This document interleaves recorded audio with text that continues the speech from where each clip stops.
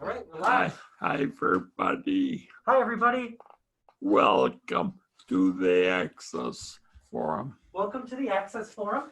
Thanks, Susan Giordano, for that lovely music. Thanks, Suzanne Giordano, for that lovely music.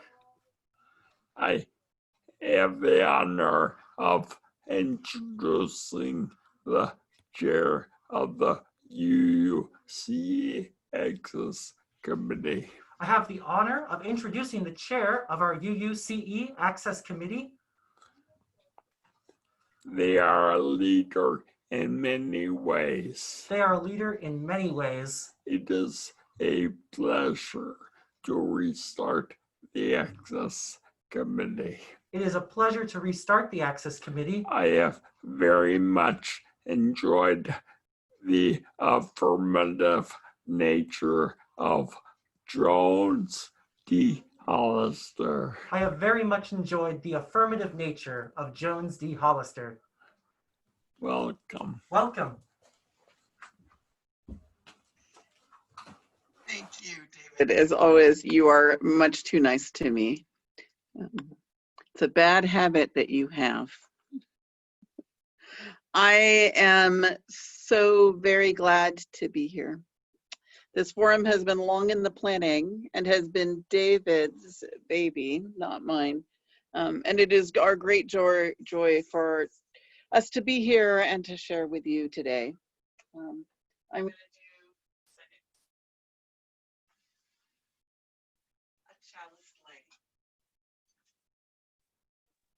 I'm going to read to you some words by the Reverend Teresa Soto called The Spark Between.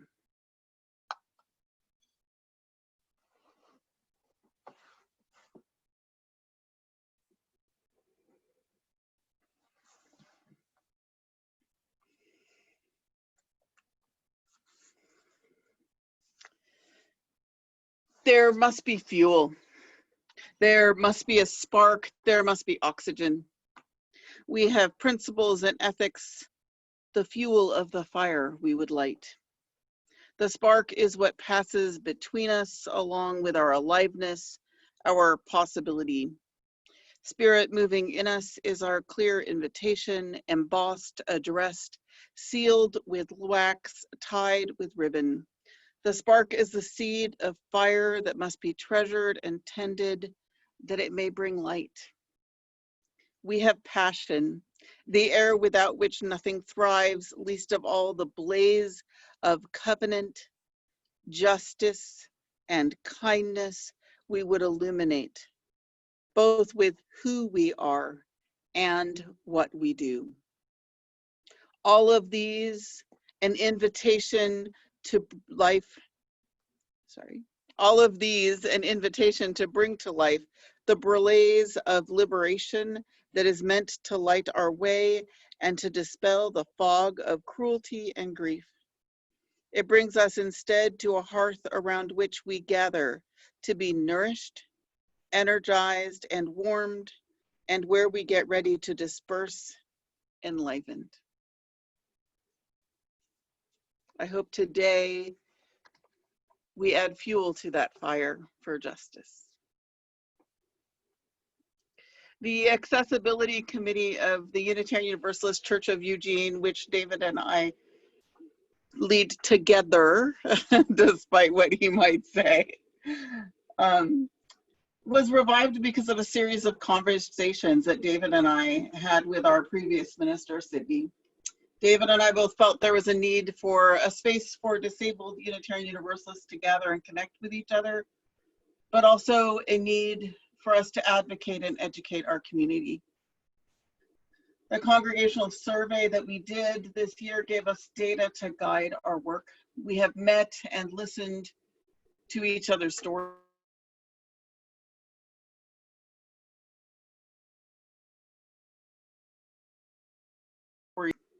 We have advocated within the church leadership for changes with a limited.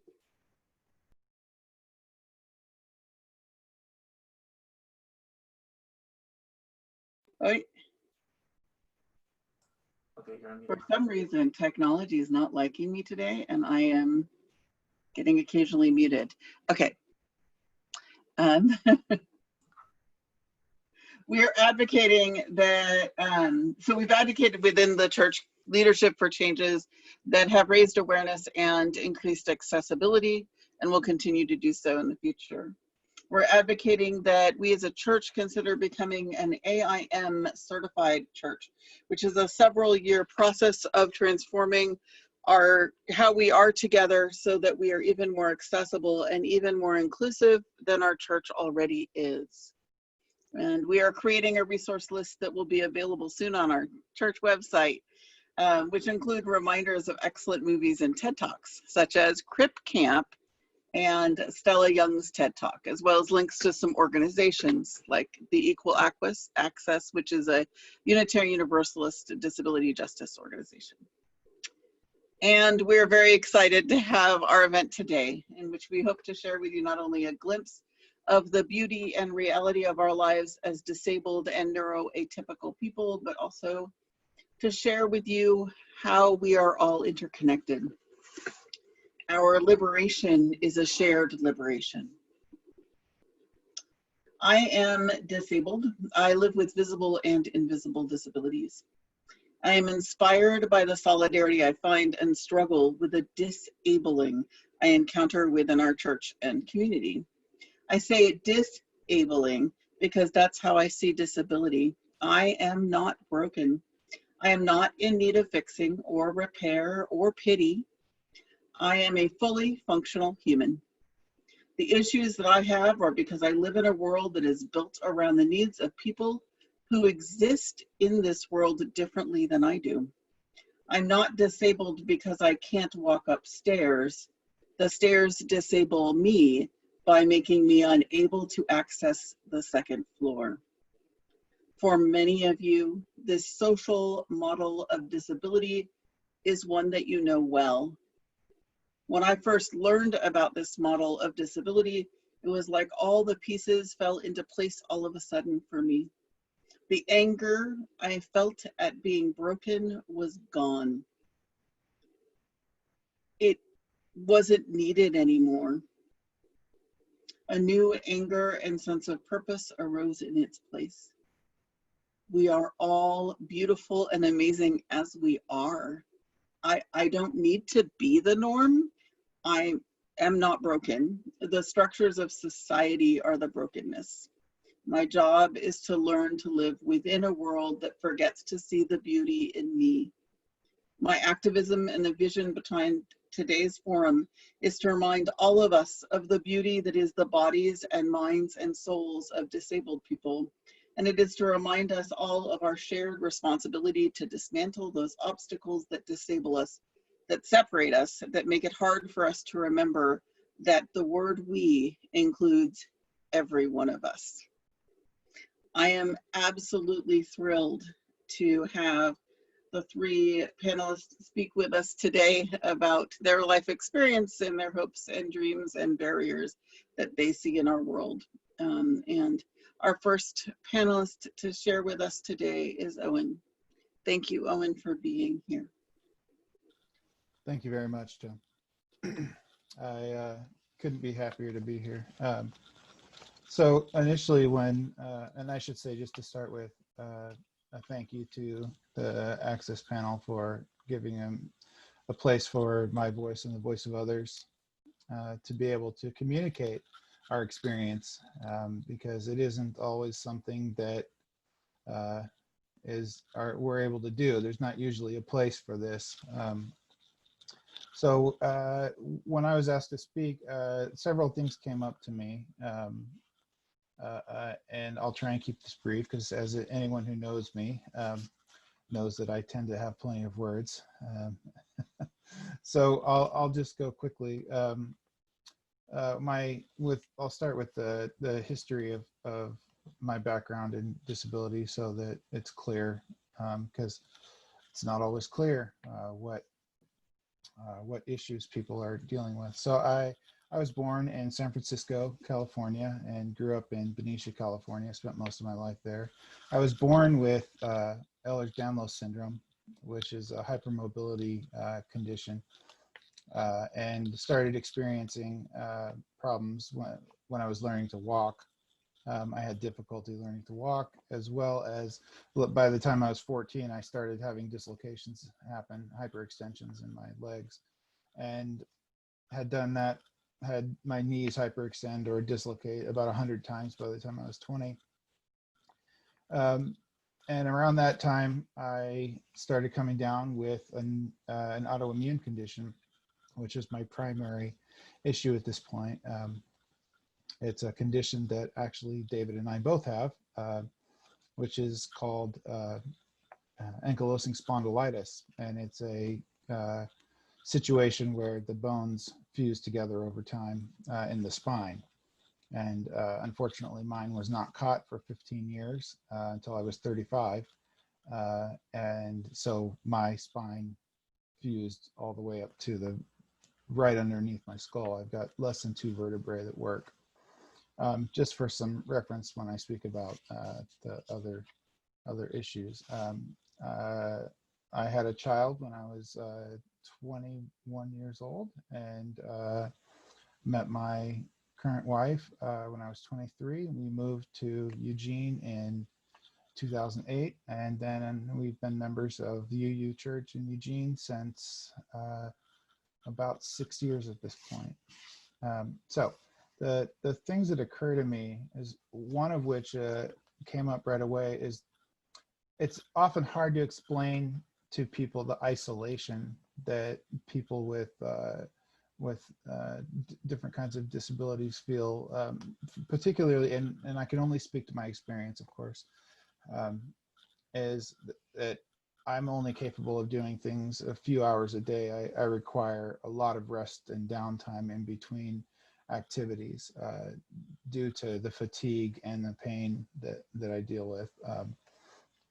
And so during the week, and thinking of like a year ago or before COVID, church was a really big part of my life, or church activities, because often those were the only activities I would do in a day. And so difficulties that I would run into when I would get to church really were disappointing in some ways. Not that I in particular had major barriers, but anything at that point can be difficult. But the reason I'm mentioning the isolation is because I think finally we're having an experience with COVID where I think most people can finally understand what that's like a little bit without having to have a disability, is that now we are stuck at home. There aren't a lot of things that we can go do. And in particular, we can't go to church, which, that's extremely limiting, I think, for those of us that was the activity that we were doing during the week. The way I like to compare it is to when you have a disability, you start to lose parts of your life that you may have previously had. And I don't mean to say that you don't expand that space later. You do, but it's just hard to describe to people what it means, having to rest 2 hours after doing something for a half hour, or not being able to go out during the day. And so I think this COVID experience is rather interesting, because while it isn't because of a disability that people are having to stay home, the experience itself is very much like my lived experience. And I was joking often with people at the beginning of this that my lived experience really didn't change much, aside from not going to church anymore. The COVID didn't change anything about my life. And I think a lot of people with disabilities can probably understand that sentiment, because there's only a certain, if you deal with, well, I don't want to limit it to specifically physical things, but in my case, that's what it is, largely. Well, yeah, anyway, I think I covered that at this point. The two other things I wanted to talk about were, one, why it's important to be making changes, or to be aware of what the needs are of people not necessarily even of people, but of anyone who might have specific disabilities. Why it's important to act to provide them with whatever help that they need in advance, because one of the things that's hard is, and I think most people with a disability have experienced this, is when you come into, say, church, for example, or a meeting that's going on, oftentimes if there isn't the type of chair that you need, or if there aren't cushions that you need, you have to interrupt the entire proceeding. And I don't like to use this phrase, but it makes a scene. And no one wants to make a scene when they come into a room. And I think that's why it's so important to understand what kinds of solutions that we can have ready for the people participating in our communities, so that they can just run their own life. They don't have to involve others or stop anything that's going on. Like, for example, having enough space in between tables at events. That's one of the things that I've noticed repeatedly is I'm not sure if it qualifies as an ADA thing. That's not something I know about, but I know certainly that it makes a big problem for people with walkers or with a cane, or people that are wheelchair users, to get in between tables, or to get out from their table if they got in there early during a big event.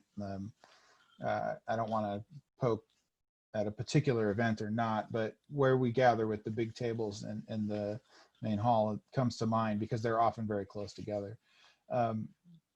Another is having different kinds of chairs, or comfortable chairs, or pillows, or things like that available. We happen to have a pile of those pillows. I think they're designed for the kids to use in the little area, but I steal them all the time to use for my chair.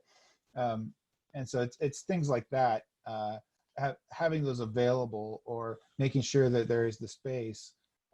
It empowers the people living with disabilities to take care of their own needs, rather than have to ask people to stop what they're doing.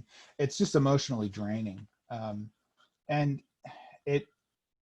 honestly, it feels embarrassing to me at times. And I don't want to feel embarrassed for just being who I am, when realistically I could take care of my needs if the options were available.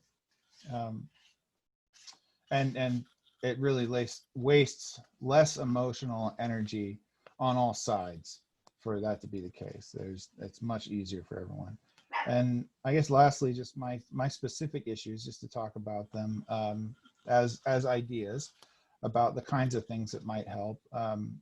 Is in choir, for example, my hands, I'm not able to hold things, and so I can't hold my music for the entire thing, choir practice, or during the performance during Sunday service. And so music stands are one thing that I think should be more encouraged. I mean, we have some, but it's not, I don't know, I can't imagine I'm the only one that needs that kind of a thing.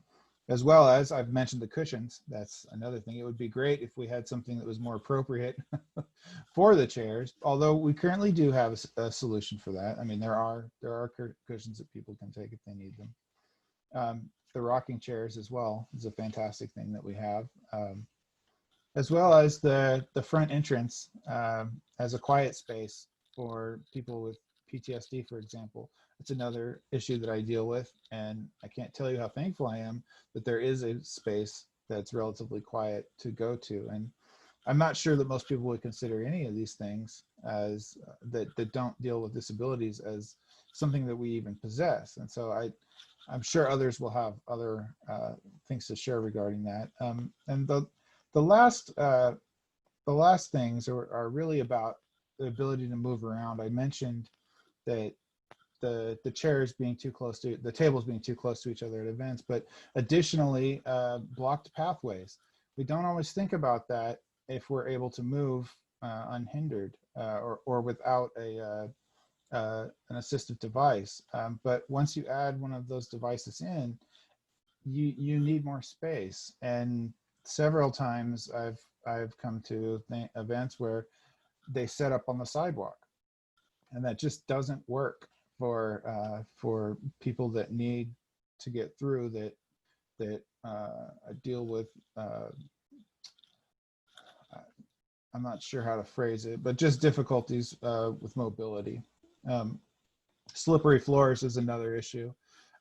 People seem to be pretty good about that and awareing that, because it's kind of an issue for everyone, but it is a very dangerous issue for people that have mobility issues. And the last thing, and we're all kind of aware of this now, is social distancing. It's not just for COVID. It's something that's a big issue for me, is getting bumped by others. I know that there are other reasons that people might not want to be bumped into as well, that go beyond physical. But for me, it's a very physical thing. Because I only have the 2 vertebrae left that move in my neck, all the pressure of a bump that would have been picked up by my spine just goes into those 2 vertebrae. And it is extremely painful to take even a small bump. People don't think about that, and I don't fault them for that. But, you know, there are a lot of reasons beyond just my personal ones why we might want to maintain a little bit of this social distancing, even beyond COVID, because there are a lot of people who really need it. And it's something that we don't think of. I mean, a coffee hour is a perfect example. It gets pretty cramped. And so just thinking about that going forward is trying to provide space. That's what I got. I'm sorry. I think I took a little too long there. But thank you again, David and Jones, for inviting me to speak. And I'll pass the mic at this point. Thank you so much, Owen. I really appreciate how you shared some just real practical things that within our church, but also within anything. Like if you're having any kind of meeting or any kind of gathering, thinking about how do you make sure that everybody has that safety. You know, people tend to want to grab my hand, and my hands can be incredibly painful. Yeah. And also, if my back is off, having somebody try to hold my hand, or even put their hand on my hand, can throw me off balance and I can fall down.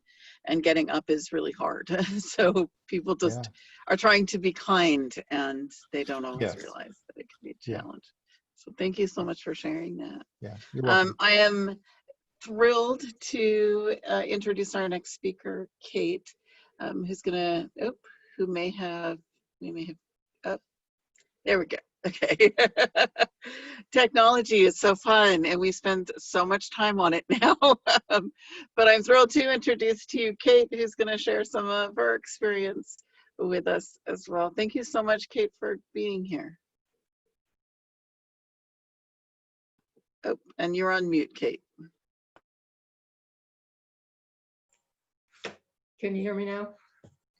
Low tech, very low tech. And I'm sorry if I seem to be reading a lot of this. I'm not used to doing public speaking. I am on the autism spectrum. And like most adult women, I was only diagnosed a few years ago. Most of us escape diagnosis for most of our lives. It used to be assumed that this was a disease mainly of boys, who were far more often diagnosed. And it wasn't until recently that it was determined that symptoms could present very differently in girls than boys.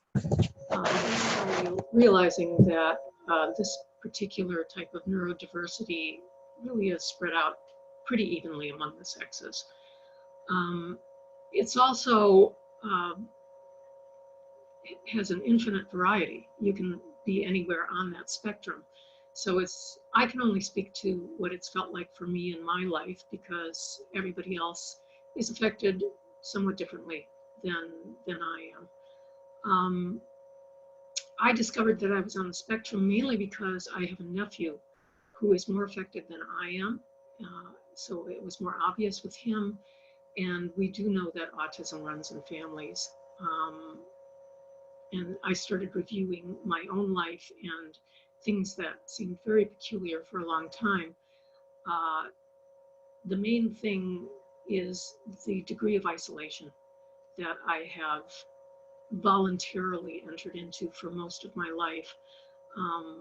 my best story is of, I remember clearly coming home from school one day in about the first grade. So I'd been in school for maybe a year and a half trying to interact with kids, and my experience was very negative. Kids didn't like me. I kept trying this, trying that, resulting simply in feeling embarrassed and ashamed of myself. And I didn't like that. So I can remember talking to myself on the way home from school and saying, you know, kids don't like me. And I've tried and I've tried and nothing works, and now I'm going to stop trying. And I think many children go through incidents like that, and maybe get quiet for a week at tops. I got quiet for about 12 years. I didn't talk to anyone in school. I didn't have any friends. I think in this day and age, probably behavior like that would be picked up.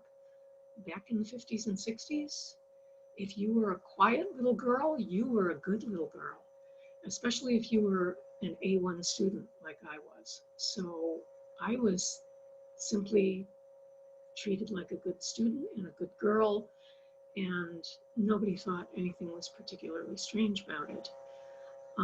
That kind of isolation, I want to emphasize, it wasn't what I wanted,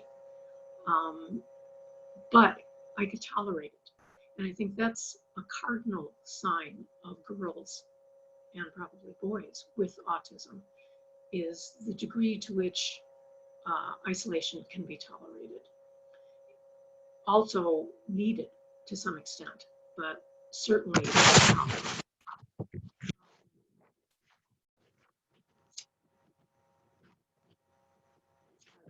about one of the positive aspects of this particular neurodiversity is the ability to focus and concentrate.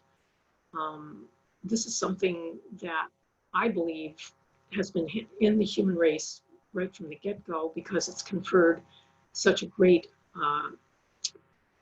boon to the group in general. If you have people who are very innovative, who kind of see the world sideways, have a very different perspective, can come up with new and innovative ideas. I mean, we all know that half the people in Silicon Valley are on the spectrum. People on the spectrum who are only affected to a certain degree have a great ability to focus and concentrate, and can make them very innovative people. This is an advantage to human beings in general, and it's why this particular trait, I believe, has been with us for as long as we've been human. But nature doesn't care of individuals. It just cares about how well we survive. And my abilities may help the group as a whole, but they make my life more difficult. Being able to tolerate isolation isn't the same as liking it. I was always lonely. Being on the spectrum doesn't mean that you don't need relationships with other people. It just means that you're really, really bad at it. After I got out of high school, got out of my home, went away to college, I knew that I was isolating. I knew that had to stop if I was going to get on with my life. And I made real efforts to get myself out of isolation. One of the ways, the most important, was living with other people. I always lived, usually in a communal house. This was the 70s, in a communal house with other people. And I continued to do that well into my 40s. And that was probably one of the best educations I ever received in how to interact with other people. I also insisted that I work jobs where I have to interact and cooperate with other people. All of those were things that were difficult for me, but I knew I needed to do them. Let me move on. I learned, and this is what you'll hear from most people on the spectrum, I learned to copy normal behavior. I observed, I developed my algorithms for, if somebody does this, then I do that. If they respond like this, I can do A, B, or C, go down to the next step. And that's how you learn to interact with people in social situations. Copying isn't perfect. Most times people can tell that you're not behaving in a normal way, and you wind up being kind of at the outskirts. You're tolerated, but you're kind of at the outskirts of the group. Another part of that is that copying and acting out an unnatural behavior is a very tiring thing to do. So I can take part in social situations for a few hours, and then I need to rest. I need to go away. It's something that comes naturally, without thought, is unconscious to neurotypical people. For me, it's something I'm constantly working at. That extends to work as well. Being in the workforce can be much more effortful and tiring when you're dealing with this kind of thing. You're constantly acting a part. It's hard work. Socializing takes great effort. It leaves you exhausted. You wind up with a constant conflict between your need to connect to other people and the fact that connection is really hard and takes a lot of work.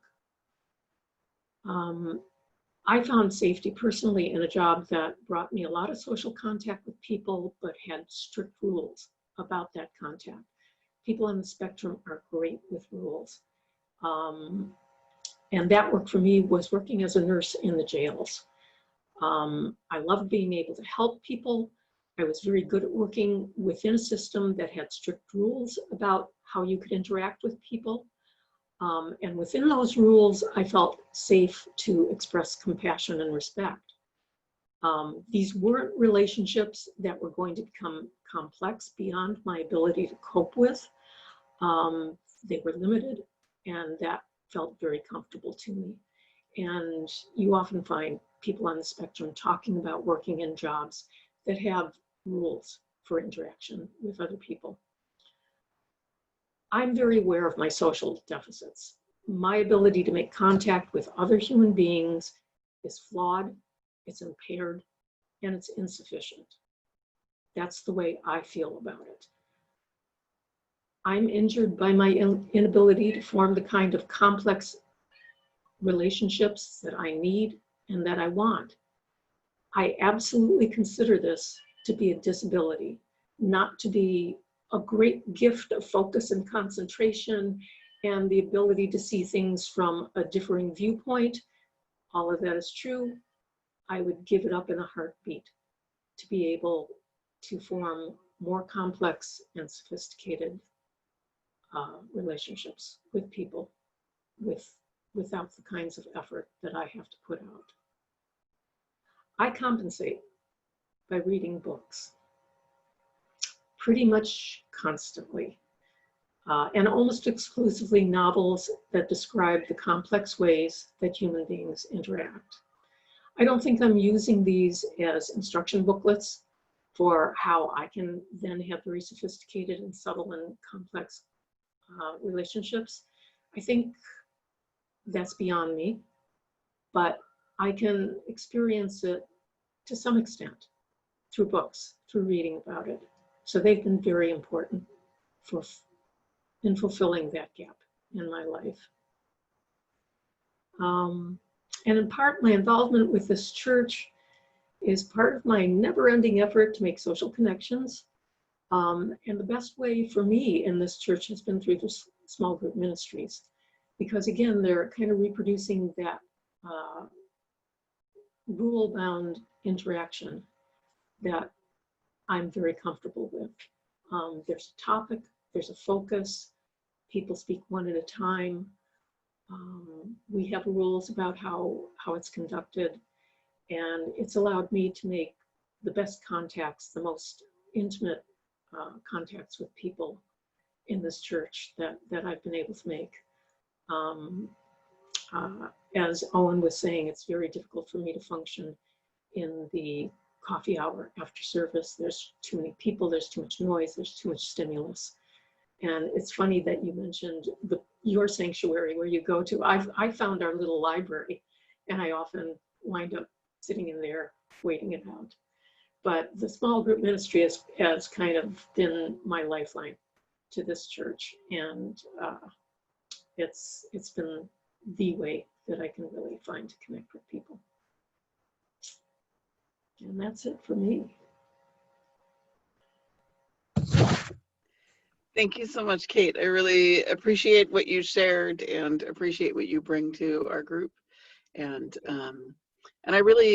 I like how both you and Owen highlighted the need to not always be in that space with all the people. I think there are many folks with a wide variety of identified and unidentified disabilities who have that same issue. I know folks who have different ways of communicating, struggle with the crowd and the loud, and folks with social anxiety as well. And so I think that's a really important thing for us to highlight and think about. So thank you so much for sharing. And then it is my great pleasure to introduce our last speaker. Revlo is going to chat with us a bit about her life experience and also about some of her reflections on who we are as a church and as a faith in regards to disability justice. Thank you for being here, Lois. Thanks, Jones, and thanks to all the other panelists and to David and to Jones for being persistent to make sure that access remains a visible issue for us at UUCE. My approach to this issue of access and disability is really, it's two-pronged. It's both personal and it's professional. Deafness runs in my family, and like all of my siblings, I wear hearing aids and continue to lose my hearing. My eldest sister is profoundly deaf. She probably has about 10% hearing. She reads lips in 3 languages. And I can only speak to her if she can see my face. So if we're in a car, she can never, we can't have a conversation. If we would be in a coffee hour, she would never be able to hear. She would be totally lost. It's a very frustrating situation for her. I introduced her to email, and it has been a godsend for her so that she can have communication and not be so socially isolated. And I personally got hearing aids in 2010. After I realized that I couldn't understand young children's voices, and those voices are very important to me. What you should know about hearing aids: they don't restore fully what has been lost. The other thing you should know when speaking to a person who is hard of hearing or deaf is, don't yell. You don't even have to speak louder. Maybe you just want to speak more clearly. And try to speak more clearly. The other thing is, though, even though Patrick is here signing for us and interpreting, not all of us who are hard of hearing or deaf know ASL or C-sign or any of the other languages that are used for those who may have been born deaf and been taught that from an early age. So less and less is accessible to me in some ways. Lori and I had a rule in our household that you couldn't speak to the other person unless you were 5 feet or less away from them, and that you would face them. It is so frustrating for me to be in a store and have to ask the clerk to repeat themselves and then tell them, I'm sorry, I'm hard of hearing. And then they say, okay. And then they turn around as they're talking to me and face away from me. So I miss everything. The other thing that is hard is that after asking someone to repeat something the 3rd time, I give up. As Owen, I think, said, is some of this stuff is just embarrassing, and then it's frustrating. And I used to say to Lori, oh, I'd much rather be blind than deaf. She says, everybody says that, but you're far more isolated when you cannot hear and interact with people if you don't have the skills. Professionally, my commitment is to hospitality, to welcome, and to safety when it comes to issues of access. And I also think that how accessible we are directly translates into how deep our welcome truly is. Last year at the Minister's Professional Days, that usually happens before the General Assembly, the presenter, themselves with multiple disabilities, insisted that even if only one person would be excluded, changes should be made to accommodate their disability. And frankly, that was really hard for me to hear. And it seemed like such a pain and too much work. And the reality is that being disabled and having to function in an able-bodied world is hard and is a lot of work. And frankly, there's no excuse today with all of our technologies for us not to be able to accommodate in some way most persons with disabilities. And some of those accommodations are simple, like what Owen mentioned, a pillow. And Owen, I need to tell you that Katie texted me and said, we got rid of Owen's pillows. And we are also going to contact you so to find out what would be the best kind of pillow, the density, et cetera, because we would like people to be comfortable. We also, just so you know, now have a ramp that leads to what would be called a chancel, if we knew what that word meant. In other words, the stage. And so it's not just people who use a wheelchair or people who use crutches or a cane, but people who may need a little more balance help. We do have railings for people to use. Just so you know, Sean Parker Dennison, who preached the sermon at Sarah's ordination, is partnered with Teresa Soto, who uses a chair and has refused to preach from any pulpit that is not accessible. So we got in there, we just slid in there by the skin of our teeth, so to speak. I just want to say that issues around access are like so many other isms. It boils down to awareness and the ability not to use one's own abilities as the standard for what is or isn't accessible for others. And there's the fact that we're so used to disability being applied to what some of us refer to as the obvious disabilities, people in chairs, people who have interpreters, people with canes or guide dogs, et cetera, et cetera.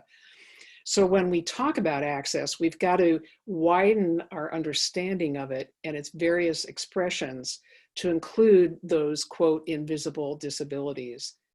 And just like so many other isms, ableism is not people stating or acting in ways that are overtly discriminatory or harmful.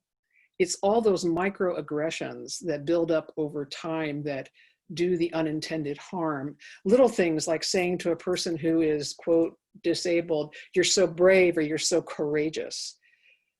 And they will say, what is so brave or courageous about living my life? Why does that make me brave or courageous? In your thinking as an able-bodied person that you're actually, quote, complimenting them, where you are actually sort of doing an attack on their identity. I mean, it's human nature. We make these mistakes. There's also this added layer that I've noticed that folks with disability make, you'll see the big quotes here, make temporarily able-bodied persons uncomfortable. They end up feeling guilty or like, I don't want that person around because it's somehow a personal affront.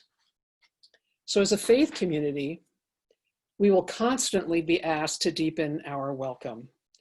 And right now, the voices of the socially marginalized or othered persons are coming from people who would like access, people who society has deemed disabled. So I would like us to deepen our call to include not just people of color or trans folk or queer folk, but people who have different social classes and people who have different disabilities. And I hope that we will respond in ways that broaden not only our accessibility, but our welcome. Thank you. Thank you so much for sharing that. And I truly appreciate the way in which you have worked with me and with David and with our committee and the ideas that they have come up with and that we've talked about to do things like get us a ramp. So I really appreciate that, and I really appreciate your words. And thank you for talking about being hard of hearing and deaf, and I think we forget so often that it is a spectrum like so many other disabilities. So thank you so much. We want to take a moment now to answer any questions that folks have. So if you want to put them in the chat, then I can read them out to our panelists. It's also okay if there aren't questions. That might be my own nervousness in preferring to not questions. But we did have a comment from Marcia about our, in our space, we do have a loop in our space. So when we do get to meet together safely in our sanctuary, we will have, we do have a loop, and there are signs that are now much more prominent thanks to the efforts of David to make them so. And that was totally on you, David. I didn't do a thing on that one. So don't even try to say I did anything. So thank you. Jones, can I ask you to speak to the, maybe you don't want to and you don't have to, but remember how I talked about when in the lesbian community in the 70s, we were also politically correct, and we talked about people being differently abled, and that's actually sort of been rejected, and that people want to claim the term disabled, not less than, but disabled. I don't know if I'm putting you on the spot. That's fine. I can talk about that forever because that's not about me. There's a lot of discussion about this. Differently able is a term that primarily arose from parents. Same with special education and special needs came from parents and caregivers as because of the stigma associated with the term disabled. And there are folks within that are disabled who identify as differently abled, and I think it's really important to let people self-identify. I think there's a lot of folks that have different perspectives on disability, and I think that's really important to honor because there isn't one way to look at it. My way is not the only way to perceive it. But the perspective of a lot of disabled disability justice activists around differently abled and special needs is that our needs aren't special. They're just, we have different ways of getting our needs met. So we still need to eat and have a place to live and need to drink and need to get around. Our ways of doing that are different, but that doesn't make them special. And differently abled sets able-bodied people as being normal and us as being not normal. And that's one of the things that a lot of people have an issue with around the term differently abled, is that it others folks with disabilities instead of having them be normal. Whereas the term disabled as opposed to abled has to do with societal structures that make you able to access things. And I, having said that, I do want to say, you know, I live with chronic pain that limits my ability to do things. I have a shorter amount of time in a day that I can do things before I need to rest. I often nap in the middle of the day if I can. And it would be great if I could like be awake for 20 hours and do things constantly. But I think a lot of folks who don't consider themselves and who society doesn't consider disabled also wish they had more energy and time. And so my time is constricted more, but I don't think that makes me, that my wanting that to not be the case doesn't make me that weird compared to folks. It's just in a different degree, if that makes sense. That like my degree of needing downtime is much greater. I also have that because I have ADD and So controlling my focus and remaining focused is incredibly time consuming and energy consuming for me. And so I also need downtime because of that, that a lot of folks don't think about that as well. So yeah. So While you were talking, you got two questions, and this is to everybody, which basically the issue is, what else does UUCE need to do to be more accessible and to deepen our welcome? But also, how can we anticipate rather than just wait for the person to come and then go, oh my God, how can we be proactive in this area? And this is to all of you, I think, the question.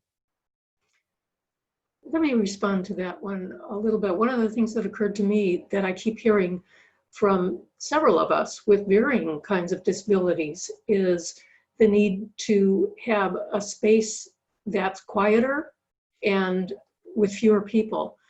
I would love to interact with people after the service, but I can't do it in that noisy, crowded space. If we could somehow spread that out into a few of the rooms where we could have people sitting on couches, on chairs, quieter, fewer people, for both people with mobility issues and people like myself with social and stimulus issues, that would be a great help.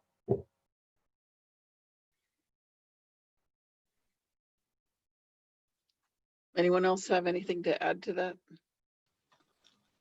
Yeah, I mean, this addresses specifically my kinds of issues, but I know that a lot of people, and particularly people that haven't had some early life or dramatic type of disability, but just old age, have to deal with as well, which is the arthritis conditions that I have. And, you know, as apparently we got rid of the pillows, but we're going to get more.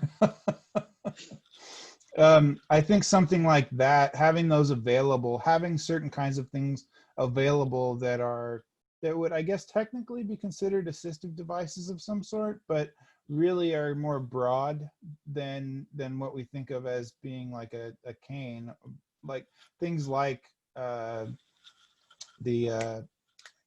gosh, I'm forgetting the name of it right now, but they're like these seat things. They're basically like a pillow, but they're like a medical grade type of a thing, and they hold up much better, and they support you in a much better way. Having something like those available for people to pick up when they come in for service or other things, and I'm sure that there are other items like that we could probably just have available. I don't know what they would be off the top of my head, but that just strikes me as being like, oh, well, that. And then I saw noted up here that there was a note about making sure that there's space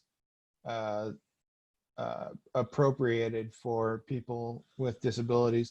And this is, I remember Mary brought this up one time in a meeting we were having, that sometimes when we'll have an event in the middle of service and everyone gets up to go somewhere else, it's just, there's no chance for people that are slower moving, that have any kind of mobility issues, to be able to get somewhere else in the building in any kind of time frame that is going to make them be able to compete with, like, oh, there's only 10 slots in each room or something.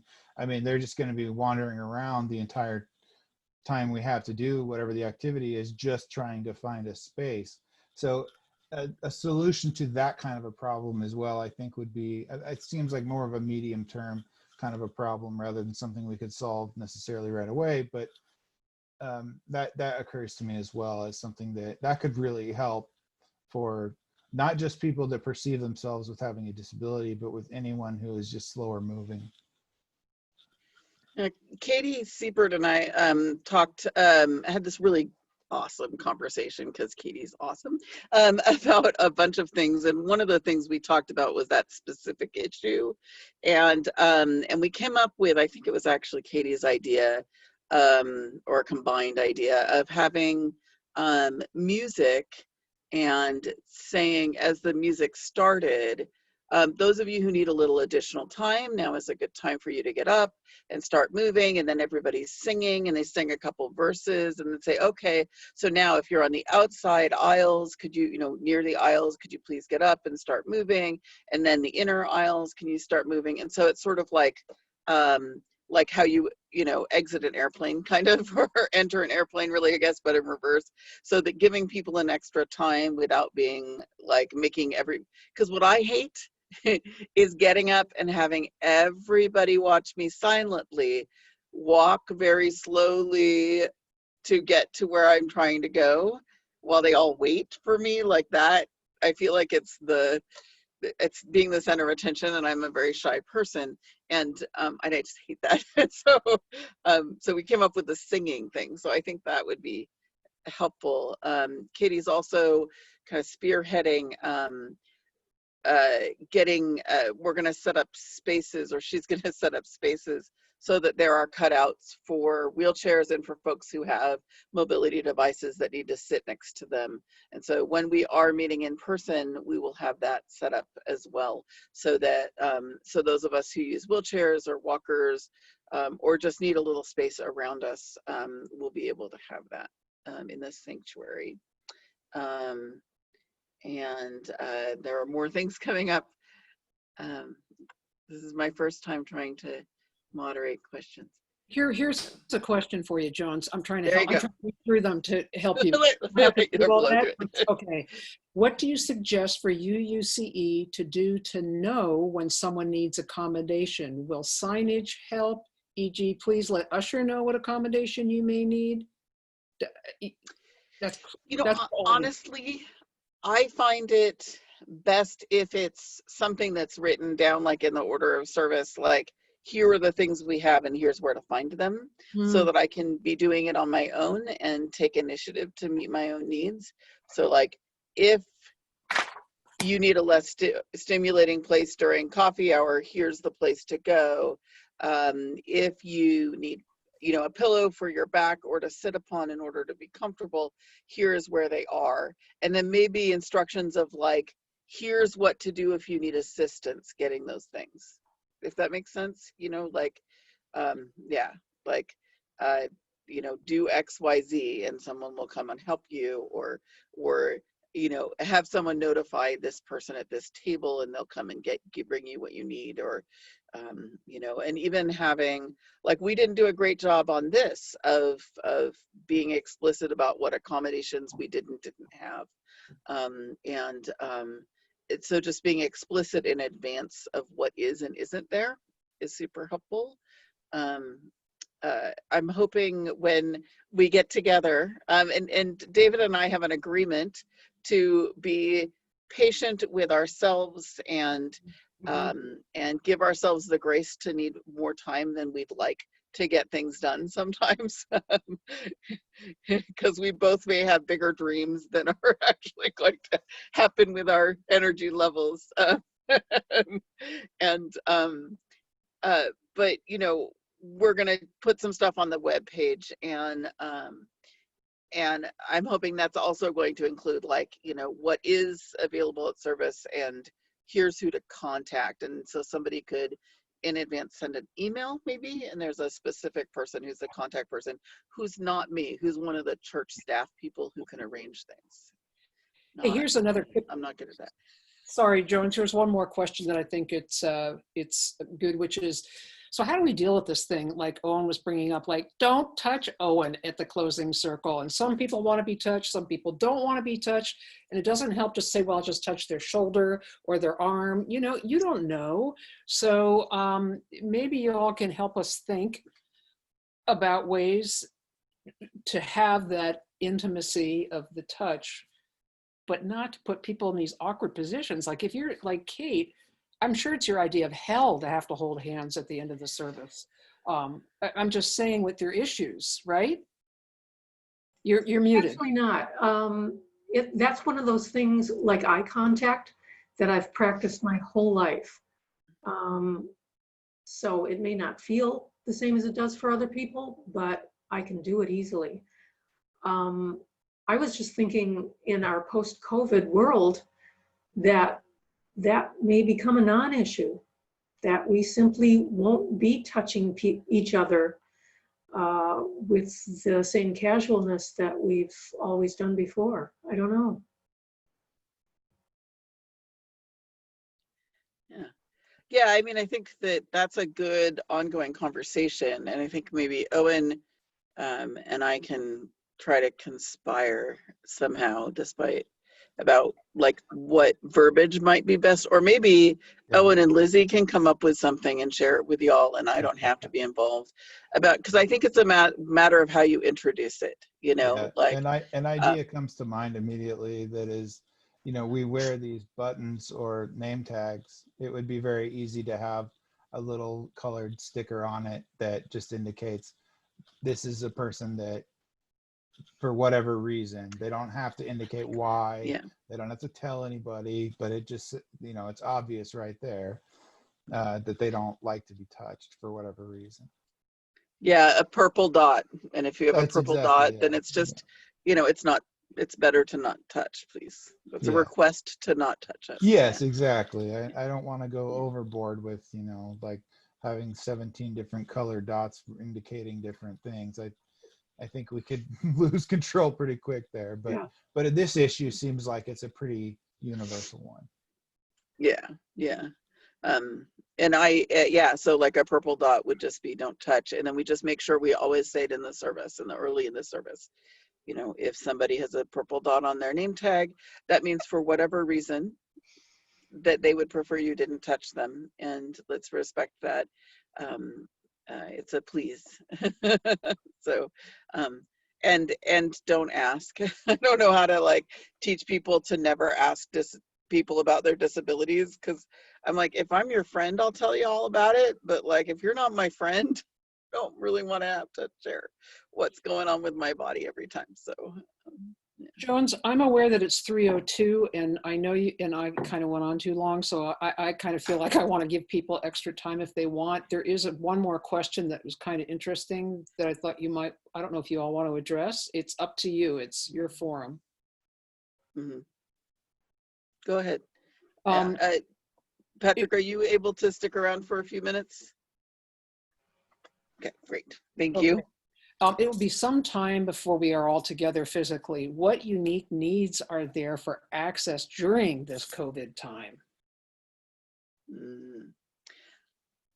I think we need to hire a sign language interpreter for our services, and or figure out how to do the voice text production, whether during or after Zoom. I know that there's a couple of apps. I did some research for this. They're mixed reviews, some cost money, but I think having something like, we should take advantage of this, because one of the things is, this is doing Zoom worship means that there are people who normally can't participate who can participate. And so, you know, I have a fantasy world in which we learn from this that we can do both, that it's a both and situation. And so I think that's definitely one of them, that because it is all voice. So having some kind of text and having interpretation. I mean, I think all school churches should have an interpreter for services and big meetings. So yeah. Oh, and it looks like Frankie Hill is saying that there was a GA panel that had closed caption recommendations. So we should talk to Frankie, or you should talk to Frankie. See how I'm not taking things on my list right now. So that's great. I do think that our greatest challenge right now is reaching folks who don't do technology, and figuring out how to include them. And I don't have any good answers for that at all. You know, Jones, I would say doing more of these wonderful small groups. You know, Jones, I would say doing more of these wonderful small groups. Yeah, I will just say when I Zoomed after a church service for the first time during coffee hour. I will just say could- that when I Zoomed after a church service for the first time during coffee hour, I could talk to folks. I could talk to folks. So I'm with you, Kate. Thanks. That's why I really wanted the Access Committee to restart coffee hour. So yeah, I'm with you, Kate. Thanks. That's why I really wanted the Access Committee to restart coffee hour. And thank you all. And thank you all. You've really, really boosted my spirit. You have really, really boosted my spirits. And I really appreciate everybody being here, and and I think that David and I will chat. I've been thinking about whether or not we wanted to try doing our Access Committee or task force meetings online, and start doing that again, because we haven't done that for a variety of reasons, and that'll certainly be something that David and I can discuss, getting rolling again. And I'm super excited. I really appreciate all of the things that folks have popped up into the chat, suggestions and ideas. Thank you so much, everyone, for being here. An extra special thanks to Patrick Galasso, is it Galasso? For being our interpreter today. Thank you so much for doing that. Thank you so much for Suzanne for the beautiful music, to Owen, Kate, and Rev Lo for sharing your stories, for David for making this happen, because this is David's baby that he birthed, not mine. And thank you so very, very much. Everyone who's watched this and everyone who's going to watch this later. Thank you. I have a closing reading, and it's quick. And I'm going to do that real quick and turn off my chalice. So.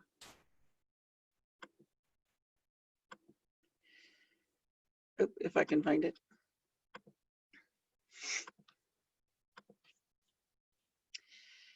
This is by the Reverend Sean Parker Dennison.